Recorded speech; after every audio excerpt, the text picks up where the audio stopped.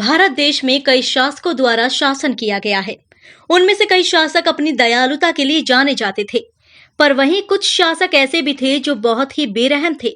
सत्ता पाने के लिए इनमें से कई शासकों ने आम लोगों पर कई जुल्म किए, तो वहीं कई राजाओं ने सत्ता के लिए अपने पिता और भाइयों की हत्या तक करवा दी। कई राजा तो ऐसे भी हुए जिन्होंने कई राज्यों को हड़पा।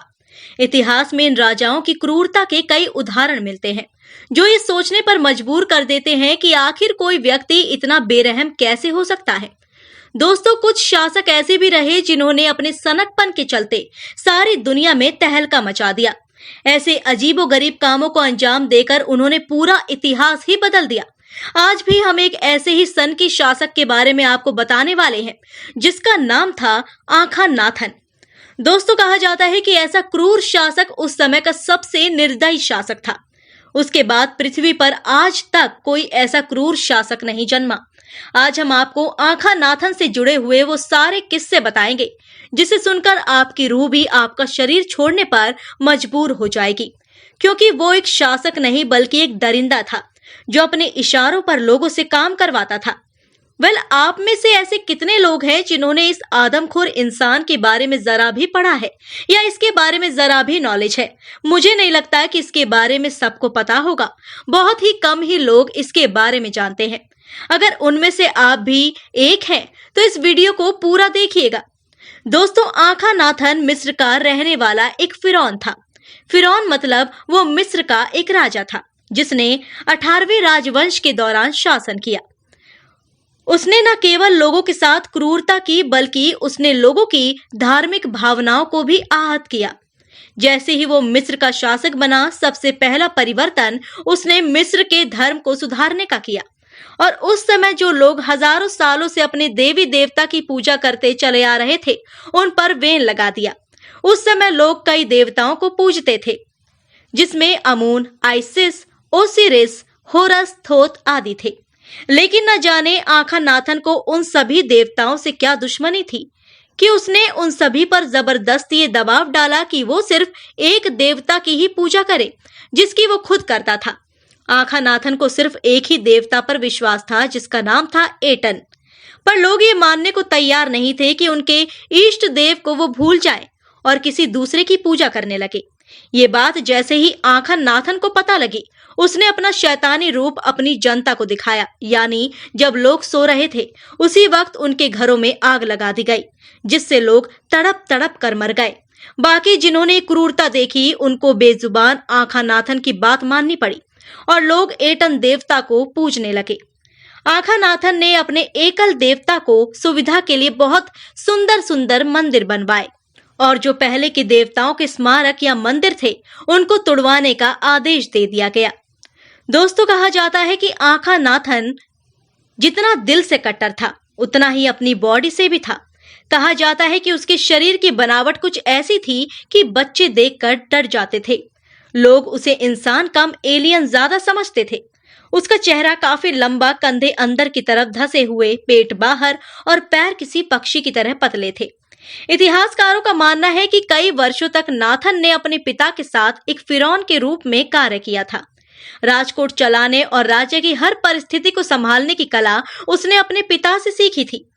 कहते हैं आखानाथन चाहता था कि उसके पिता जल्द से जल्द मिस्र के शासक के पद से हट जाएं और उसे पूरा राजपाट मिल जाए, क्योंकि उसे मिस्र की वो शहजादों वाले ऐशो आराम भा गए थे। ये महंगा जीवन, राजसी कपड़े और हर रात खूबसूरत लड़कियों के साथ अय्याशियां आखानाथन को अपनी तरफ खींच रही थी। और उसका ये सपना जल्द पूरा हो गया जब उसके पिता की मृत्यु हो गई और आखानाथन से 1335 ईसा पूर्व के आसपास मिस्र की गद्दी पर बैठकर कार्यभार संभाला। दोस्तों, आपको बता दें कि उसके पिता के शासन के दौरान मिस्र सबसे शक्तिशाली सल्तनतों में गिना जाता था, और शक्तिशाली होने के साथ साथ मिस्र की गिनती सबसे अमीर सल्तनत में भी होती थी।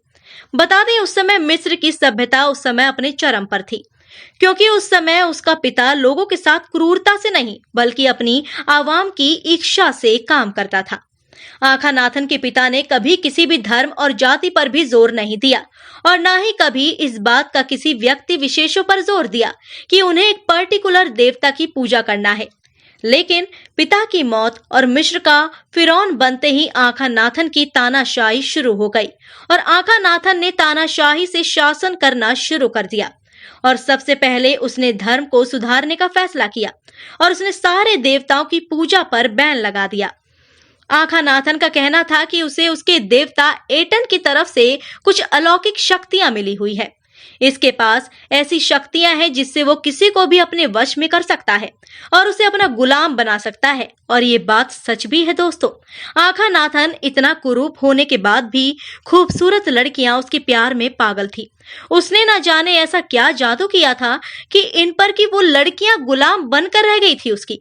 वो जब चाहता किसी भी लड़की के साथ हम बिस्तर हो जाता। हर दिन एक नई लड़की उसके बिस्तर का आराम बनती। उसे हर दिन एक नई लड़की चाहिए होती थी। जिस खूबसूरत लड़की पर उसकी नजर होती, दूसरे दिन वो उसके बिस्तर पर होती थी।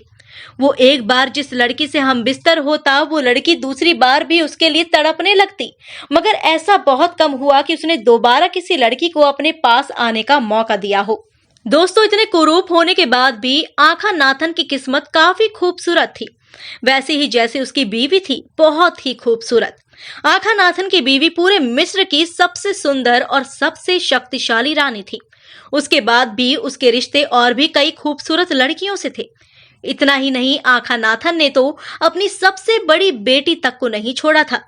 दोस्तों, उस समय ये चलन में भी था कि उस समय लोग अपनी ही बेटी से शादी कर सकते थे। उसकी काफी सारी लड़कियां थी, लेकिन उसने अपनी बड़ी बेटी को ही बुरी नजरों से देखा क्योंकि उसकी बड़ी बेटी काफी खूबसूरत थी। आखानाथन अपनी बड़ी बेटी से शादी करना चाहता था। इतना ही नहीं, आखानाथन की छोटी बेटी की मौत भी उसके ही पिता के बेटे को जन्म देते समय हुई। यानी कि आखानाथन के बेटे को जन्म देते समय अब आप इससे अंदाजा लगा सकते हैं कि आखिर आखानाथन कितना हैवान था। दोस्तों, आखानाथन के ऊपर लिखी गई किताब the God against the gods में बताया गया है कि उसने अपनी बेटियों को अपनी पत्नी के रूप में स्वीकार कर लिया था। इस पर महल के बड़े बड़े सलाहकारों ने भी कुछ नहीं कहा था, क्योंकि अगर महल या फिर प्रजा भी कुछ नहीं कहा था, क्योंकि अगर महल या फिर प्रजा का कोई भी व्यक्ति उसके खिलाफ जाने की कोशिश करता तो उसे अपनी जान से हाथ धोना पड़ सकता था। इसीलिए सब के सब उसके फैसले को सुनते और आखानाथन की हाँ में हाँ सामने तो उसकी बात मानते, पर पीठ पीछे उसकी बुराइयां करते नहीं थकते। दिन रात उसे कोसते। कुछ लोग तो उसे इंसान मानते ही नहीं थे। मिस्र की पौराणिक कथाओं के अनुसार वो जैप टोपी के समय सितारों से पृथ्वी पर आए देवताओं से अवतरित हुआ था। इसके बावजूद आखानाथन को सितारों की अपेक्षा सूरज ज्यादा पसंद था। आखानाथन के बारे में यह भी कहा जाता है कि वो बाद में उन देवताओं से भी मिलने गया था जिससे वो अवतरित हुआ। उसने केवल एक प्रतीक की अनुमति दी थी कि जो कि एक सूर्य प्रतीक था। बता दें कि आखानाथन ने मिस्र के भगवान एटिन का प्रत्यक्ष वंशज होने का दावा भी किया। साथ ही वो खुद को कोई दिव्य शक्ति भी मानता था। आखानाथन खुद को भगवान मानता था। वो खुद तो छोड़िए, पूरे मिस्र की सल्तनत भी उसे भगवान मानने लगी थी और उसे भगवान की तरह पूजने लगी थी। इसलिए तो वो जिस लड़की को अपने साथ ले जाना चाहता था, उसके माँ बाप भी खुशी खुशी अपनी बेटी को उसके पास भेज दिया करते थे। आखानाथन ने कई बदलाव किए, जैसे उसने कई राजधानी का निर्माण किया जिसे उसने अमराना कहा और इस राजधानी को उसने सूर्य को समर्पित कर दिया। और उसके बाद आखानाथन ने अगले 10 साल वहां बिताए और वहीं रहकर उसने और भी परिवर्तन किए। जैसे उसने वहां के महलों पर अजीबोगरीब आकृतियों के चित्र बनवाए जो सूर्य की तरफ देखते हुए बनाए गए थे। कुछ समय गुजारने के बाद आखानाथन की 1336 में मृत्यु हो गई। कहा जाता है कि आखानाथन की मृत्यु के बाद दूसरे शासक ने पदभार संभाला, लेकिन यह भी सुनने में आया कि कोई दिव्य शक्ति थी जिसने किसी और को मिस्र का शासक नहीं बनने दिया। लेकिन उसके कुछ समय बाद तूतन खान उस गद्दी पर बैठा और राज्य संभाला। दोस्तों, आखानाथन के बारे में जानकारियां आपको कैसी लगी, आप हमें नीचे कमेंट करके जरूर बताइएगा। वीडियो को शेयर करें, लाइक करें और ऐसे ही अपने ज्ञान को बढ़ाते रहें। धन्यवाद।